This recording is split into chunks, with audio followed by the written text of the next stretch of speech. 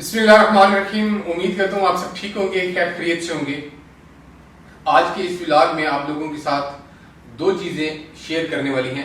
एक है टीआरसी, जो लोग टर्की से बाहर रह रहे हैं, डिफरेंट कंट्रीज में आउट ऑफ कंट्री हैं और उनके पास सिंपल टीआरसी है, उनकी डिटेल्स शेयर करनी है क्योंकि बहुत ज़्यादा क्यूरीज आ रही थी कि अगर हम 120 दिन 120 डेज से आउट ऑफ कंट्री हैं तो क्या हमारी इकामत जो है वो कैंसिल हो जाएगी, क्या हम ट्रैवल कर सकते हैं, इस पर बात करेंगे। और सेकंड वीडियो के हाफ में हम बात करेंगे पार्ट में अबाउट टिकट्स, एयरलाइन टिकट्स। जो लोग ट्रैवलिंग करते हैं टर्की से डिफरेंट कंट्रीज में या डोमेस्टिक, उनके लिए कुछ बातचीत करनी है। तो पहले हम टीआरसी के हवाले से बात कर लें तो मैं आपको पर्सनल एक्सपीरियंस पहले शेयर करूंगा, उसके बाद फिर क्लाइंट्स का। मेरे भाई आए थे, my real brother, he is senior advocate in Rawalpindi high court. उन्होंने टीआरसी अप्लाई किया था इन सितंबर 2021 और अक्टूबर में उन्होंने ट्रैवल किया था पाकिस्तान के लिए। And now again he is planning to visit to Turkey.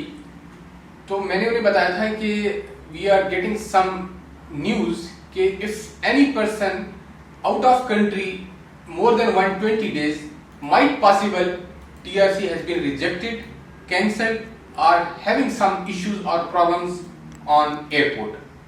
तो आप इसका बेहतरीन हल ये है, सोल्यूशन ये है कि आप पाकिस्तान में जो टर्किश कॉन्सुलेट है वहां पर जाएं, अपना रेजिडेंस परमिट दें उनको और अनातोलिया की बजाय एम्बेसी से ये चीज चेक करवाएं कि आपके टीआरसी में क्या इश्यूज हैं, क्या वो कैंसिल हो चुकी है, वो रिजेक्ट हो चुकी है या वैलिड है, या आपको कोई ट्रैवलिंग में प्रॉब्लम हो सकती है।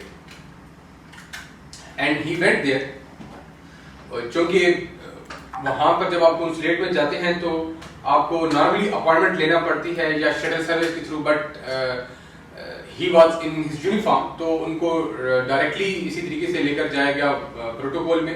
तो उनको टीआरसी में जब उन्होंने देखा एम्बेसी में, तो उन्होंने कहा कि आपके टीआरसी भी वैलिड है, यानी कि आप ये देख सकते हैं कि almost more than 9 months he is in Pakistan but TRC is valid, TRC cancel नहीं हुआ।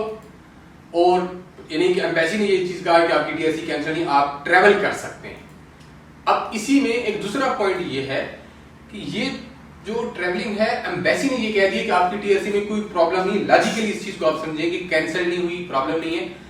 अब यहां पर अगर आप आते हैं तो यहां पर एयरपोर्ट पर अगर आपको कोई प्रॉब्लम आती है, इस चीज का एम्बेसी ने क्लियर नहीं किया। ये चीज बड़ा लॉजिकल पॉइंट है। एम्बेसी ने कहा कि जी टीआरसी वैलिड है, कोई प्रॉब्लम नहीं है, कैंसिल नहीं हुई, आप ट्रैवल कर सकते हैं। लेकिन जब यहां की जो इमिग्रेशन है, इसमें अगर आपको एंट्री नहीं देते, इसका प्रोस्पेक्ट एक डिफरेंट है, इसका जो ऑब्जेक्टिव है ये डिफरेंट है। वो आपको किसी भी वजह से अगर एंट्री नहीं दे तो इसका ये मतलब नहीं, लेकिन आपको नॉर्मली एंट्री इसलिए मिल जाती है कि अगर आपकी टीआरसी वैलिड है। अगर आपका कोई प्रॉब्लम हो, कोई इश्यू हो, कोई आप डिपोर्ट हुई हो, अगर आपको ब्लैक लिस्ट हुई हो या कोई भी आपने कोई प्रॉब्लम की, ऑटोमेटिकली आपकी टीआरसी रिजेक्ट कर देते हैं, कैंसिल कर देते हैं। तो इसका मतलब है कि आपको पाकिस्तान से ही एंट्री नहीं मिलेगी। ये दो चीजें बड़ी इंपॉर्टेंट है, इसको आपने ध्यान रखना है। जब भी आप ट्रैवलिंग करें, बेहतर है अपने उसी कंट्री से कॉन्सुलेट से चेक करवाएं अपनी इकामत एंड देन अपना टिकट प्लान करें। ये दो चीजें। तीसरी चीज अबाउट टिकट्स। टिकट्स के लिए बहुत ज्यादा हमारे पास न्यूज आ रही है कि बहुत ज्यादा फ्लक्चुएशंस हो रही है, प्राइसेस बहुत ज्यादा हाई हैं। तो उसमें सबसे बेस्ट ऑप्शन क्या है? मैं आपको सजेस्ट ये करूंगा कि जब भी आप अपने ट्रैवल प्लान करें, आप सबसे पहले अपनी टिकट्स के फेयर्स खुद चेक करें, उसके बाद आप मुझे क्यूरी सेंड करें।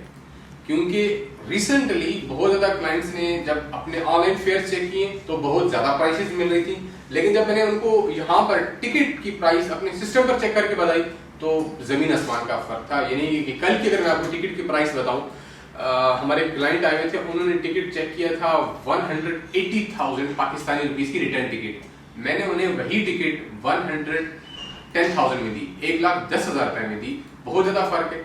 तो समटाइम्स क्योंकि हमारे पास याटा सिस्टम है, प्रोमो फेयर होते हैं, वो टिकट्स आपको इशू करके दे सकते हैं एग्जैक्टली जो सिस्टम पर, और प्रॉब्लम नहीं होती।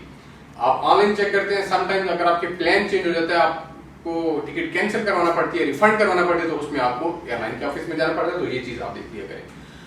ये दो चीजें थी, इंपॉर्टेंट थी, आप लोगों के साथ सोचा कि शेयर कर दूं अपना और अपने इस चैनल का बहुत ज्यादा ख्याल रखिएगा। मिलते हैं आपके साथ नेक्स्ट व्लॉग में, तब तक के लिए इजाजत, अल्लाह के बाद।